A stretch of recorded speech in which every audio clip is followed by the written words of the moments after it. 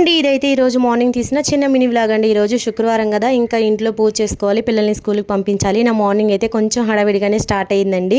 ఇంక ఇక్కడైతే నేను ముందు రోజు నైటే స్టవ్ అంతా క్లీన్ చేసి పెట్టుకున్నాను. స్టవ్ దగ్గర ఇలా చక్కగా ముగ్గు కూడా పెట్టేసుకున్నానండి. ప్రతి వారం నేనైతే ఇలాగే చేసుకుంటాను. స్టవ్ ఇంకా పూజ సామాగ్రి అన్నీ కూడా ముందు రోజే క్లీన్ చేసి పెట్టుకుంటానండి. ఒకవేళ ఆ రోజు నాన్ వెజ్ కనుక తిని ఉంటే నేనైతే పూజ సామాగ్రి క్లీన్ చేసుకొని మిగతా పనులన్నీ చేసి పెట్టుకుంటాను.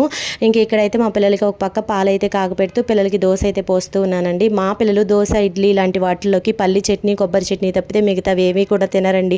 నాకేమో డైలీ అదే చట్నీలు తినాలంటే బోరు కొడుతూ ఉంటుంది. అందుకోసమని నేను కొన్ని రకాల కారపొడులు అయితే చేసి పెట్టుకున్నాను. నిజానికి నన్ను అడిగితే ఈ చట్నీల కంటే కారపొడులతోనే చాలా తృప్తిగా తినచ్చు. ఇంక నేను ఇక్కడైతే హడావిడిగా ఉందని చెప్పేసి ఫస్ట్ పిల్లలకి టిఫిన్ తినబెట్టాకే స్నానం చేయించానండి.